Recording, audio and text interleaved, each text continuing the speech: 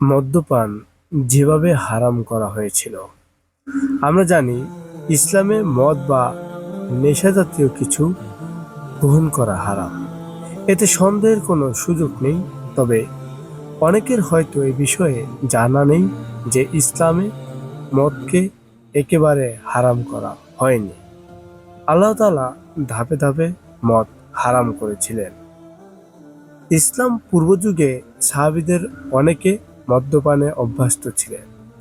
বিশেষ করে নাবিস নামের এক প্রকার পানীয় ছিল, যা খেজুর ও দুধ দিয়ে তৈরি করা হতো। বেশি দিন এটা রেখে দিলে তাতে মাদকতা চলে আসতো।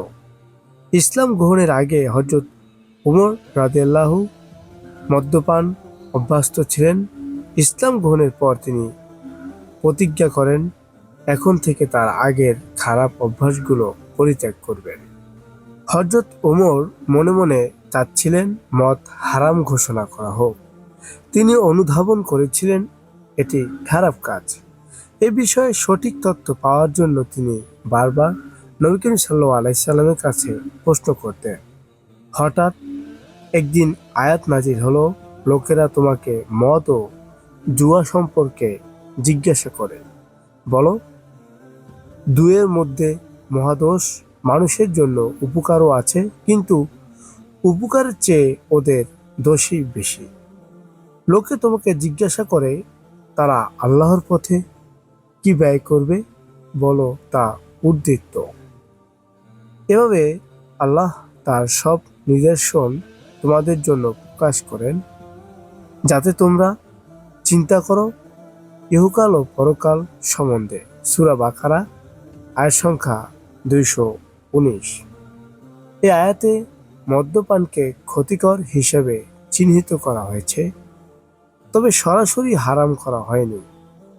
ওমর বুঝতে পারলেন তার দোয়া কবুল হয়েছে, তিনি সঠিক পথে আছেন। এবার তিনি বেশি বেশি আল্লাহর কাছে দোয়া করতে লাগলেন, যেন আল্লাহ স্পষ্টভাবে মদের ব্যাপারে কিছু বলে দেন। এদিকে একদল সাহাবী মদ্যপান করে নামাজ আদায় করছিলেন। ফলে যা হওয়ার তাই হলো। নামাজরত অবস্থায় তারা এক আয়াতের জায়গায় আরেক আয়াত পাঠ করে ফেলেন। আবারও আয়াত নাজিল হলো, হে তোমরা যারা ঈমান এনেছ, নেশাগ্রস্ত অবস্থায় নামাজের ধারে কাছেও যেও না, যতক্ষণ না বুঝতে সক্ষম হও যে কি বলছো। সূরা নিসা আয়াত সংখ্যা 43।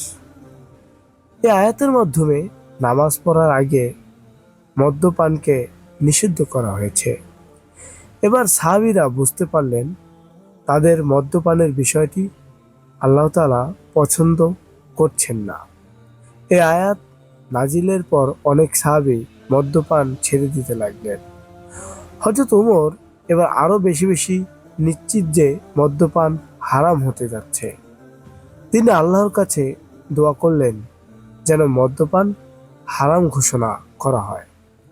শেষ পর্যন্ত সূরা মায়েদার 91তম আয়াত নাজিল হলো, হে মুমিনগণ, নিশ্চয়ই মদ, জুয়া, মূর্তি পূজা ও ভাগ্য নির্ধারক তীর এসব কিছু গ্রহীত ও শয়তানের কাজ। সুতরাং এ থেকে সম্পূর্ণরূপে দূরে থাকো, যাতে তোমরা কল্যাণপ্রাপ্ত হও। এই আয়াত শুনে হযরত ওমর চিৎকার করে উঠলেন। তিনি বললেন এবং জোরে জোরে বলতে লাগলেন, আমরা পরিত্যাগ করলাম, আমরা পরিত্যাগ করলাম। এরপর থেকে মদ্যপান হারাম হয়ে গেল। কিছু সাহাবী এই আয়াত নিয়ে চিন্তিত ছিলেন। তারা নবী করিম সাল্লাল্লাহু আলাইহি সাল্লামের কাছে এসে জিজ্ঞাসা করতে লাগলেন, যারা এতদিন মদ খেয়েছে এবং যারা মৃত্যুবরণ করেছে তাদের কি হবে? নবী করিম সাল্লাল্লাহু আলাইহি সাল্লাম কোনো উত্তর দিলেন না। তিনি আল্লাহর উত্তরের অপেক্ষায় থাকলেন। এরপর আবারও আয়াত নাজিল হলো, যারা ঈমান আনে ও ভালো কাজ করে তাদের উপর কোনো পাপ নেই, যা তারা আগে আহার করেছে, যখন তারা ভবিষ্যতে তা পরিত্যাগ করে, ঈমান রাখে ও ভালো কাজ করে, আবার সংযত থাকে এবং বিশ্বাস স্থাপন করে, আবার সংযত থাকে ও ভালো কাজ করতে থাকে। আল্লাহ এরূপ সৎকর্মশালীদের ভালোবাসেন। সূরা মায়েদা আয়াত সংখ্যা 93। এই আয়াতের অর্থে আল্লাহ তাআলা পূর্ববর্তী সাহাবীদের মাফ করে দিয়েছেন। এই ঘটনার পর হযরত ওমর সবাইকে বোঝাতে লাগলেন, আরো কোনো কথা নেই, আজ থেকে আমরা কেউ মদ্যপান করব না। এরপর সাহাবীরা সবাই মিলে মদের পাত্র ও স্মারকখানাগুলো ভেঙে দিতে লাগলেন। মদ হারাম হয়ে গেল। এই ঘটনা থেকে বেশ কিছু বিষয় শেখার আছে।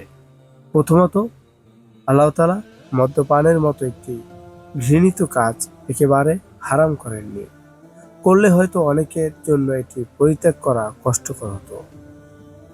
পণ্ডিতদের অভিমত, আল্লাহ তাআলা মদ ধীরে ধীরে হারাম করেছিলেন যাতে সাহাবীরা তাদের অভ্যাসগুলো নিজে থেকে পরিত্যাগ করেন, আর তাও হয়েছিলেন।